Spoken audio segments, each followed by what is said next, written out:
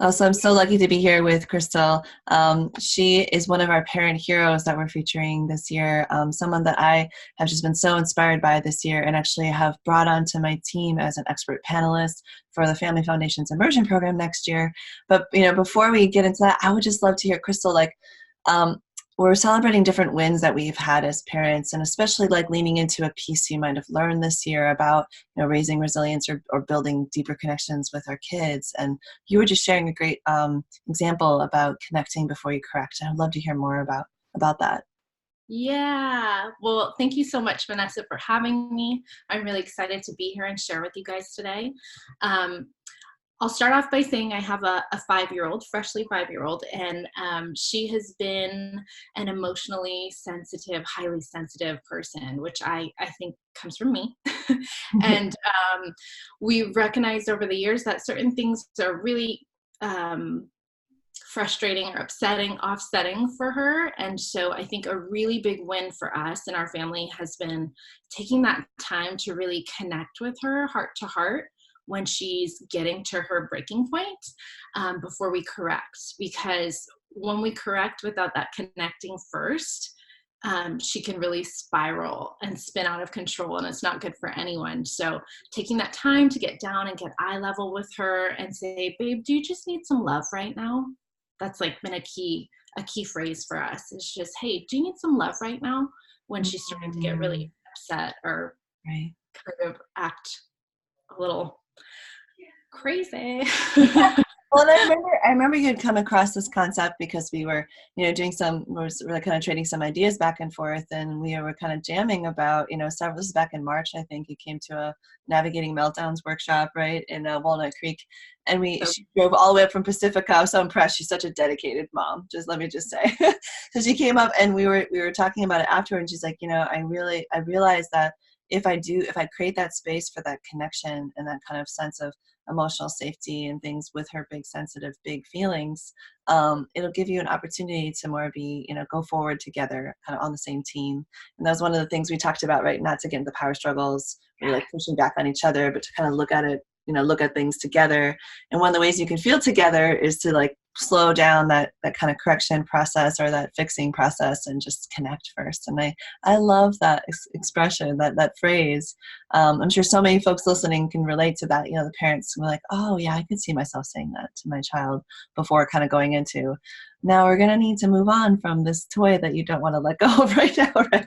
Or whatever is kind of help you put your lid back on sort of conversation. So, well, yeah. and it's been a process. That finding that phrase and that verbiage that works for her at her age and for her personally is just touching in with her and saying, like, do you just need some love right now? Because we can see in her struggle, like, a lot of it is it's just so emotional, and she just needs, like you said, to feel loved and safe to move forward. And that's usually it. But Yeah. that's her. Yeah, What she's if unique. it, and I could just see like having that experience with you over and over again. Have you noticed over time that has sort of built more rapport, or like just helped the relationship around those tougher, bigger emotional moments? Have you noticed a change? Yeah. So, I would say it works most of the time, when we can kind of, well, first of all, I think it's that bringing awareness to, like, it, as a parent, like stopping and thinking, what's really happening right now? What's going on underneath the surface here? Because there's something else happening so often, especially at this young age, and tapping into, like, oh, okay, is she tired? Is she hungry? Or does she just need some love? And so recognizing that and acknowledging her by using those words, I think, just us asking that can really make a difference. And so, and she's gotten better, just like you said, with us using it over and over. Now she'll stop me when I'm not paying attention and bringing awareness, because that happens still sometimes. I'm still in process. And she'll say, Mom, I just need some love right now. And she's Oh, really, yeah, she's yeah. really caught me off guard, but I'm like, oh, you're so wise. Well, that's often what happens. We talk about this quite a bit, right, in the Raising Our Resilience trainings and in our Family Foundations Immersion Academy. Like the things that we tend to focus on are what we can fix about the child, or like what we need to fix about the situation, but we often forget how much like our role modeling is and asking those kinds of questions actually kind of helps lead the way, so they know what to do next. Like they start to adopt our language, like I teach this, right? And we've talked about this, right? The brain in the palm of your hand, like lid on, lid off. And I'm like, oh, is your lid off? Do you need to put your lid on? Do you need to find a way to calm down? And it's amazing how when we start to use this other sort of language that represents this spaciousness we're creating, or this connection we're creating, or this sort of empathy that we're, offering, that the kids start to actually request it or give it to their siblings or to us, right? They teach others sometimes. They're like, oh, maybe you just need some love. She's got a little sister, so we have two, of a 5-year-old and a 3-year-old. And so, yeah, I see her acknowledging that in others. Oh, I love it. I can see her saying it to her little sister. Do you just need some love right now? It's so sweet. Yeah. And then the other thing I really admire you for, Crystal, and I wanted to lift up, is that, you came to our parent retreat, back in November for 40 parents in Sonoma. We wanted to get together, find a way out of overwhelm. And one of the big keys of that was really making sure that we have time for me time. And so you did this really powerful session about what it means to, like, find the no when you need to, like, get less things, shorten your list, how to delegate, and then how to well resource yourself and be accountable. And I just felt like that session was so impactful. I've been talking to parents since the retreat, and I've asked them, like, what were their takeaways? And several of them are like, I did the thing like that Crystal told me to do, right? And they're like, I got to go, on this hike that I usually don't get to go on, or I got to see my friend when I'm, usually isolate myself at my house. And one of the things that you have shared with us is that, we don't, as parents, I know a lot of parents do this, we don't have to say, like, okay, I had a life and then I had kids and now I don't get, now all those things that I really love to do are off the table because it's only about the kids now. And you really take a stand for parents being able to have the rest of the pieces of their life, be there. Like you made time for us to come to that weekend so you could develop yourself professionally and also learn as a parent. And even today, right? You have, you're able to be here for this interview. Yes, you delegate. You said, no, I'm not going to be the one to do the gingerbread houses with the kids, right? And you delegated and you pulled that off for yourself today. And it's such an inspiration for parents who are often like, I'm too busy to, do coaching. I'm too busy to go to a workshop. I'm too busy to do the things I love to do. And what's another thing that you love to do, Crystal? Like, you get to get out in the water, right? Yeah, so we were just chatting a little bit, and I've got an ear thing going on right now. I can't hear in one ear, but the happy part of this story is that it came from me taking some time to jump in the water. So one of my passions is surfing, and when I first became a parent, I really became disconnected from my surf life, and that was hugely upsetting for me. It was something I really identified with and was just a huge part of my life. And so, through time, I've realized how important that is for me and found a way to get it back in my life. And it's just that process that you just touched on is recognizing the things that I needed to say no to, because as parents, we say yes to doing a lot. And often it's a lot of things that we can delegate out to others when we really take a step back and consider what's really important to us. So I've been spending more time in the water. I've been getting grandparents involved, friends, family, and I realize not everyone is as well resourced as I may be. And so there's other things that come into play too. So sometimes instead of delegating for another person to watch my kids, I'll set up a really nice, like, quiet craft or quiet project for them to do if I know I have to jump on a call or get some work done in my office, my home office. So yeah, just really taking time to make sure that I'm integrating the things that I want and need for myself as an individual beyond being a parent. Yeah. And what I hear back from parents is when they do this for themselves, they actually feel like they're better parents. I mean, they are able to bring, like, more of themselves into their parenting space. They feel less sort of like exhausted and life is out of balance, right? They kind of have the sense of like, wow, I can bring this, like, inspired self back into the parenting space. Like, I had a parent who decided that, she actually needed a whole weekend for a reset for her and her son, because they were getting to this impasse where there was, like, fighting and yelling, and it was like they were spending time together, but they weren't enjoying it. And she finally just kind of was like, okay, I'm going to set this up. And she called 3 different friends and they watch the kids in 3 different times, and one of them she actually paid as a nanny, right? Like, to do some childcare.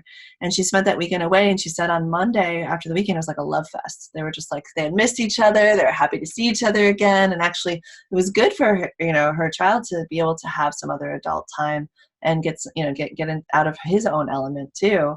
And she was able to like sleep really well for 2 nights and other things, right?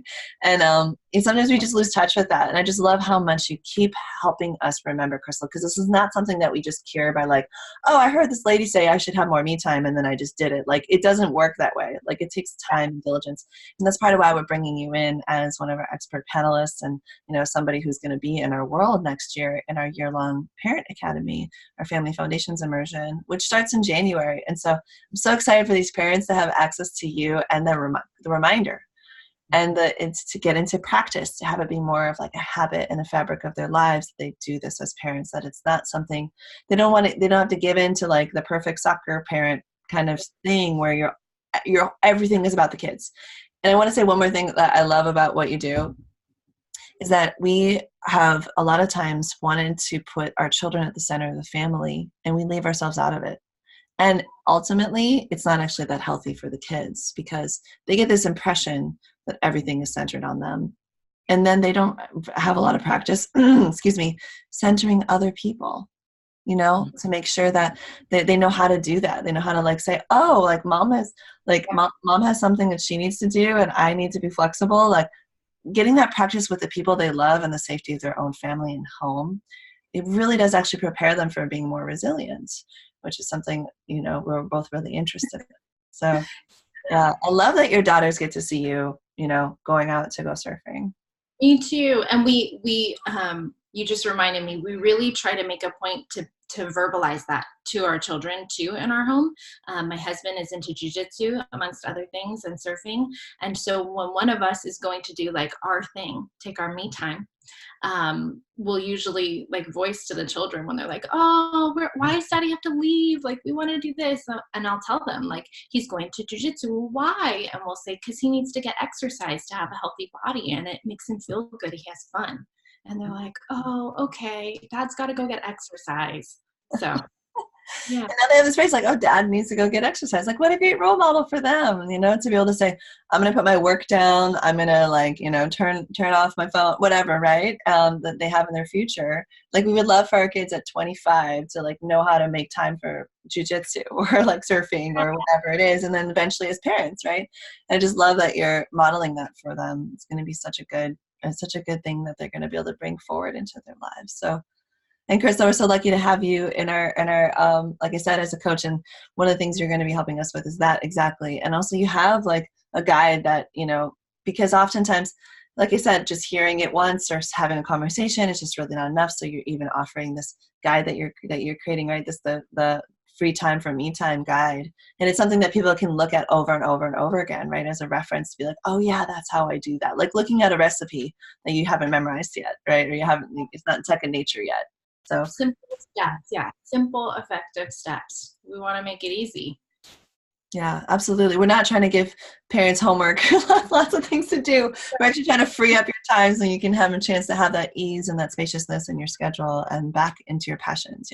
I had a mom say, I used to make art and then I just stopped. And I thought like, wow, for your kids to be able to see you model, like I have space in my life to do the thing that I love, and then to do it in front of them, and then for them to enjoy it, or to do it separately and then show it to them. And, I kind of coached her through that. And I know that you're going to do an even better job at that. And we're so lucky to have you, because this is your area of expertise as well as so many other things. But this one is like such a gem. And so as our parent hero that we're featuring, I just want to know that you have my deepest admiration, and that I feel so lucky and grateful that you're going to be a part of the team. And the parents are so lucky who are going to have a chance to be with you, as part of the Family Foundation's year-long academy. And we're just so excited for all the good times ahead. Yeah, and I'm so excited to work with everyone and with you, and to be a supportive partner here, because I really do believe in parents taking time for themselves and filling up their own cup, so to speak. I think it's so important. I think we all know that, and I just want to continue to support people to do that with some simple and effective tools. Absolutely. Yeah, we're all about that. So, Crystal, we had to sign off, but just wanting to know, like, when you look forward to those times where you get to have that me time, what is a thought that you put, like, what is something you think about to help you remember that it's important to prioritize it? Just one hot tip, if you have one. Mm, what's important to remember? Well, honestly, like the first thing that comes to mind right off the bat is like how much better I feel as a human being, unique individual on my own. I feel independent. I feel renewed. No matter if the surf is good or bad these days, if I get in, it's a win. And coming back to my family, honestly, when I walk through the door, I'm a better person every single time, and I know it. And I feel like my kids feel it.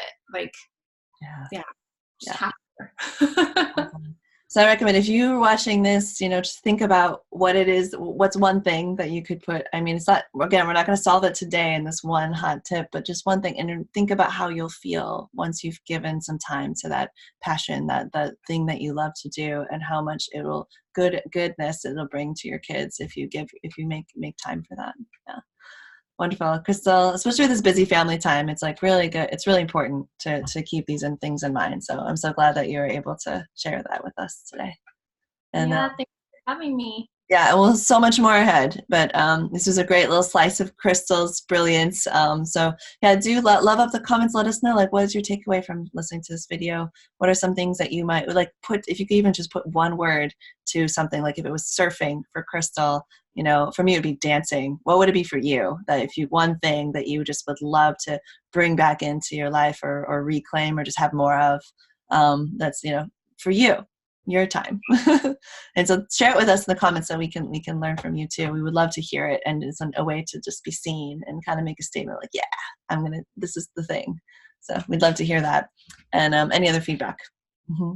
All right, Crystal, so we'll sign up for now. We'll be back in several months with folks, but this has been such a treat to have your time, and I'm so glad you delegated for the kids to be making gingerbread houses with your mom to make this happen, and we just so appreciate it.